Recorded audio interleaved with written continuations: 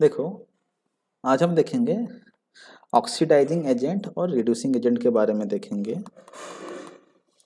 Oxidising agent and reducing agent.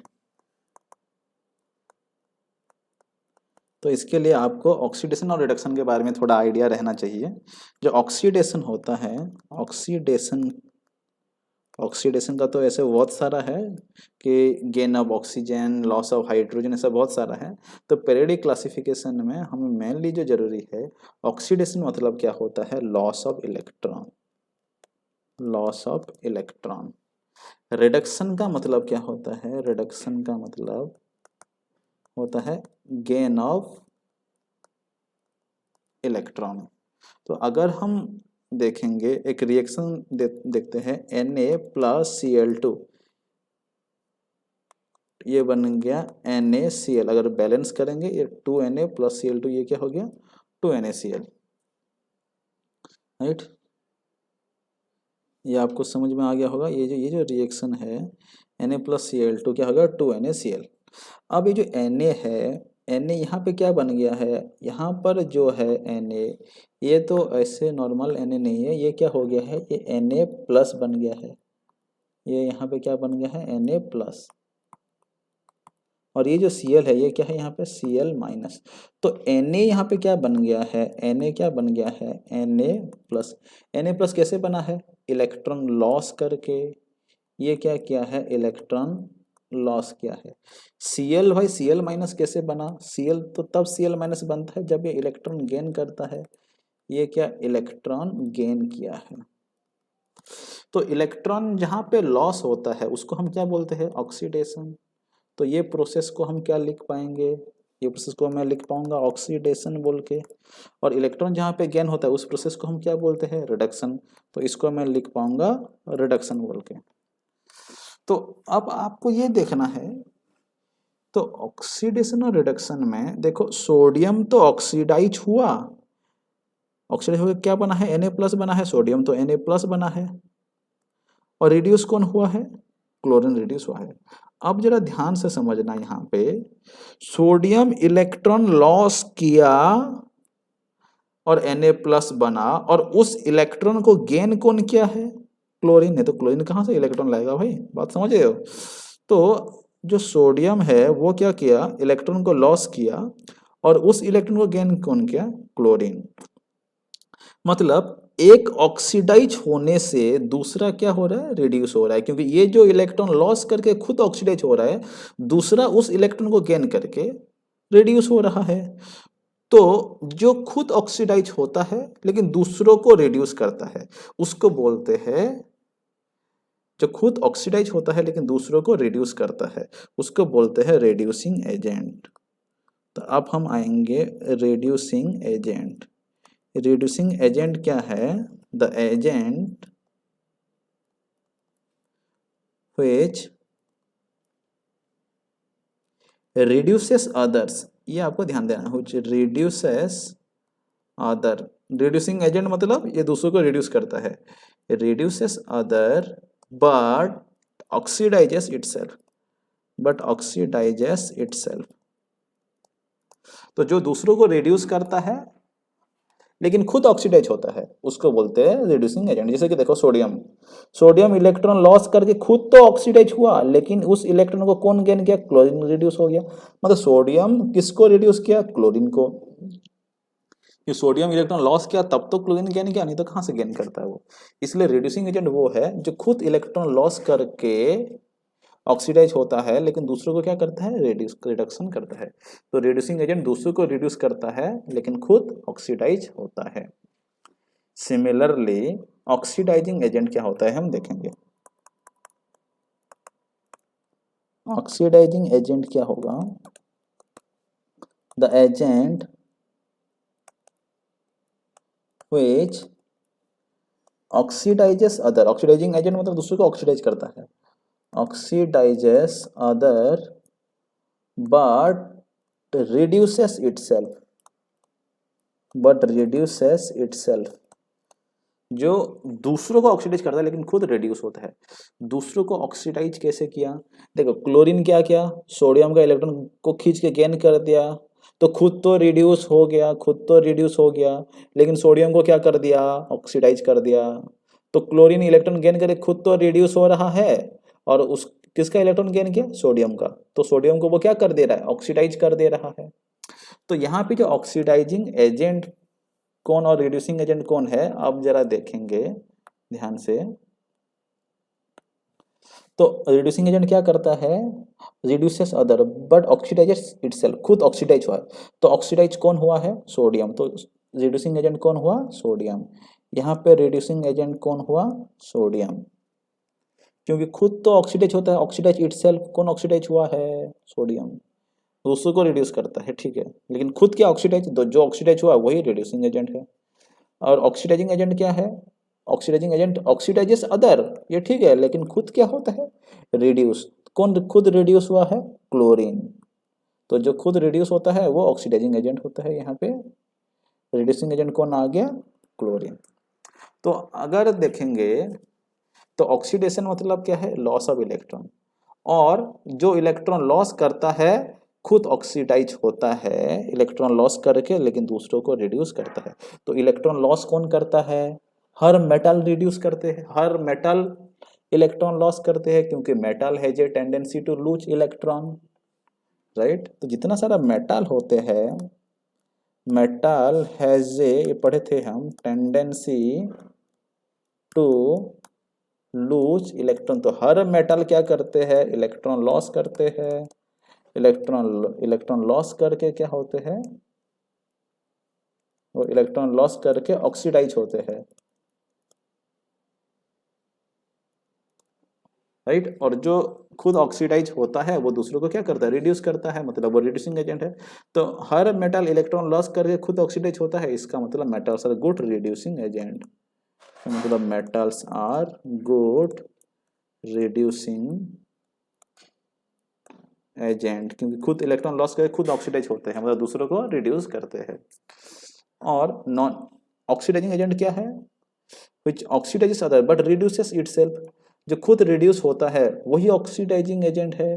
तो कौन reduce हुआ है, नॉन मेटल। तो नॉन मेटल सारा इलेक्ट्रॉन गेन करके खुद रिड्यूस होते हैं और दूसरों को क्या करते हैं, ऑक्सीडाइज करते हैं, क्योंकि ऑक्सीडाइजिंग एजेंट क्या होता है, खुद रिड्यूस होता है। यहाँ पे कौन रिड्यूस हुआ है, क्लोरीन, क्लोरीन इलेक्ट्रॉन गेन करके रिड्यूस हुआ है, और वो एक नॉन मेटल है। तो नॉन मेटल सब इलेक्ट्रॉन गेन करके रिड्यूस होते हैं और दूसरों को ऑक्सीडाइज करते हैं, इसका मतलब नॉन मेटल सर क्या है, गुड ऑक्सीडाइजिंग एजेंट। तो non metals are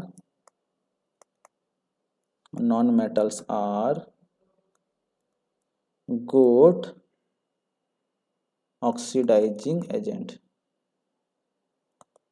good oxidising agent, क्योंकि वो खुद इलेक्ट्रॉन गेन करके रिड्यूस होते हैं और दूसरों को ऑक्सीडाइज करते हैं। क्लोरीन इलेक्ट्रॉन गेन करके Cl माइनस हुआ, खुद तो रिड्यूस हुआ लेकिन दूसरों को ऑक्सीडाइज किया, इसीलिए it is a oxidising agent. अब जो मेटल, अब हर मेटल इलेक्ट्रॉन लॉस करके रिड्यूसिंग एजेंट बनते हैं, लेकिन जो मेटल जितना जल्दी इलेक्ट्रॉन लॉस करेगा उतना जल्दी क्या करेगा, दूसरों को ऑक्सीडाइज करेगा, तो क्या दूसरों को रिड्यूस करेगा। तो मेटल्स क्या करता है, दे आर रिड्यूसिंग एजेंट, और उनका रिड्यूसिंग एजेंट किस पे डिपेंड करता है, टेंडेंसी टू लूज इलेक्ट्रॉन। तो जो मेटल जितना जल्दी इलेक्ट्रॉन लॉस किया वो उतना जल्दी दूसरों को रिड्यूस करेगा। तो जो reducing power of metal depend upon क्या, टेंडेंसी टू लूज इलेक्ट्रॉन। और टेंडेंसी टू लूज इलेक्ट्रॉन किस पे डिपेंड करता है, लास्ट क्लास हम पढ़े थे, right. Tendency to lose electron directly proportional to atomic size था और inversely proportional to nuclear charge था। तो reducing power of metal, reducing power of metal किस पे डिपेंड करता है, directly proportional to tendency to lose electron. ये tendency to lose electron किस पे डिपेंड करता है, एटॉमिक साइज पे। एटॉमिक साइज बड़ा मतलब इलेक्ट्रॉन न्यूक्लियस से दूर जाएगा तो इजीली लॉस करेगा, इजीली लॉस करेगा मतलब दूसरों को इजीली रिड्यूस करेगा। और it is inversely proportional to क्या है, न्यूक्लियर चार्ज, क्यों न्यूक्लियर चार्ज ज़्यादा होने से इलेक्ट्रॉन लॉस नहीं कर पाएगा। इसका मतलब मैं अगर बोलूं लिथियम और चलो लिथियम सोडियम पोटासियम ये ग्रुप में है, ग्रुप में साइज बढ़ता बढ़ता जाता है, साइज बढ़ने से रिड्यूसिंग पावर क्या होगा, बढ़ेगा। तो रिड्यूसिंग पावर का ऑर्डर क्या होगा, यहाँ पे रिड्यूसिंग पावर, क्योंकि ये अलोंग द ग्रुप है, अलोंग द ग्रुप साइज बढ़ता है, साइज बढ़ने से ये डायरेक्टली प्रोपोर्शनल है मेटालिक, ये नॉन क्या कि रिड्यूसिंग पावर ऑफ मेटल जो है directly proportional to atomic size है। तो साइज बढ़ेगा मतलब रिड्यूसिंग पावर भी बढ़ेगा। तो रिड्यूसिंग पावर का ऑर्डर क्या होगा, सबसे ज़्यादा पोटासियम होगा, देन सोडियम होगा, then lithium.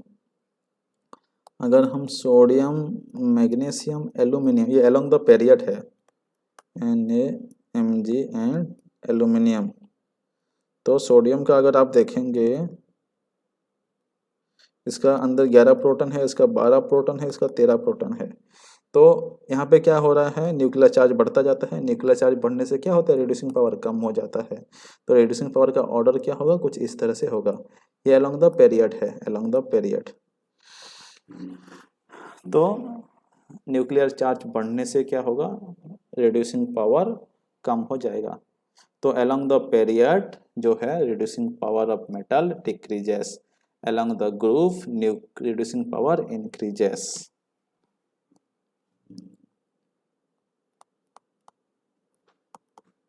along the groove reducing power of metal increases, क्योंकि साइज बड़ा हो जाता है, and along the period reducing power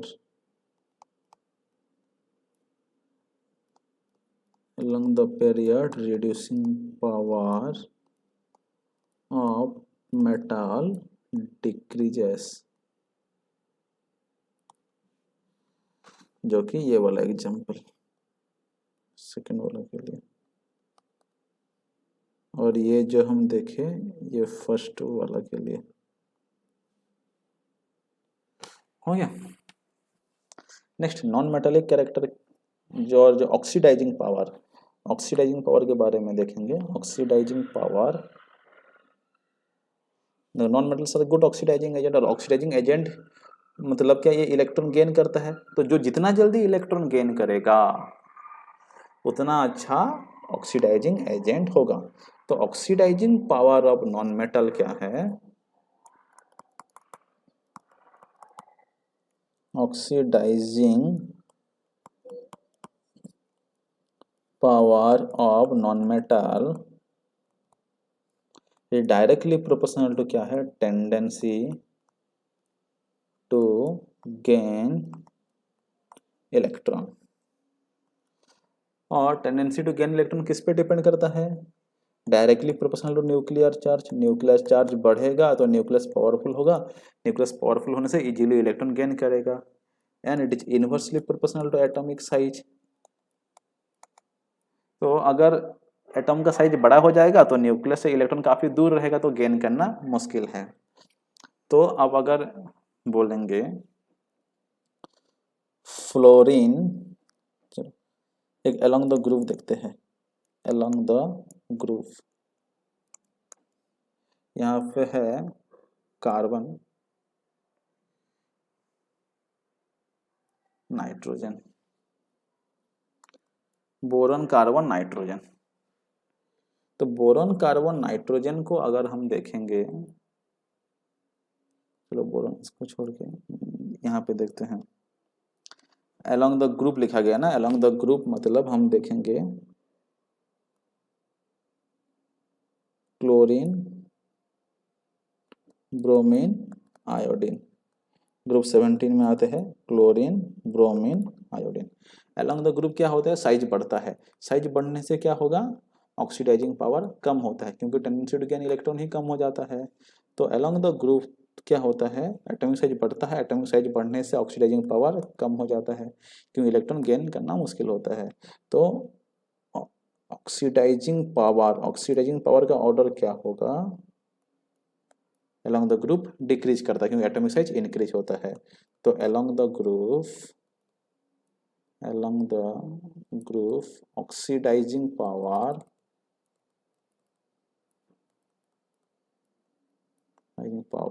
decreases. Along the period अगर देखेंगे हम, अलोंग द पीरियड अगर हम देखेंगे, अलोंग द पीरियड अगर देखेंगे तो यहाँ पे ले लीजिए बोरन, और बोरन को मत लीजिए, यहाँ पे ऑक्सीजन फ्लोरीन, ऑक्सीजन और फ्लोरीन में ऑक्सीजन के अंदर कितना है, 8 प्रोटॉन है, फ्लोरीन के अंदर कितना है, 9 प्रोटॉन है। तो ऑक्सीजन का एटॉमिक नंबर 8 है, तो इसका जो जिसका ज़्यादा प्रोटॉन है वो इलेक्ट्रॉन को इतना इजीली गेन कर पाएगा, और न्यूक्लियर चार्ज जितना ज़्यादा है वो इलेक्ट्रॉन को जितना उतना जोर से खींचेगा, और जितना जोर से खींचेगा उतना जल्दी इलेक्ट्रॉन गेन किया, जितना जल्दी इलेक्ट्रॉन गेन किया उतना अच्छा ऑक्सीडाइजिंग एजेंट है। और ऑक्सीडाइजिंग पावर क्या है, directly proportional to nuclear charge. और इन दोनों को का नंबर ऑफ सेल तो सेम है, दो ही सेल रहता है, लेकिन न्यूक्लियर चार्ज किसका ज़्यादा है, फ्लोरीन का ज़्यादा। तो ये इजीली इलेक्ट्रॉन पूल करेगा एज कम्पेयर टू ऑक्सीजन, और जितना जल्दी वो इलेक्ट्रॉन गेन किया खुद उतना जल्दी रिड्यूस हुआ, और खुद जितना जल्दी रिड्यूस हुआ दूसरों को उतना जल्दी ऑक्सीडाइज किया। तो ऑक्सीडाइजिंग पावर का ऑर्डर क्या हो जाएगा, ऑक्सीडाइजिंग पावर का ऑर्डर यहाँ पे हो जाएगा, फ्लोरीन का ज़्यादा होगा देन ऑक्सीजन। तो अलोंग द पीरियड क्या होता है, ऑक्सीडाइजिंग पावर इंक्रीज होता है। तो along the period oxidising power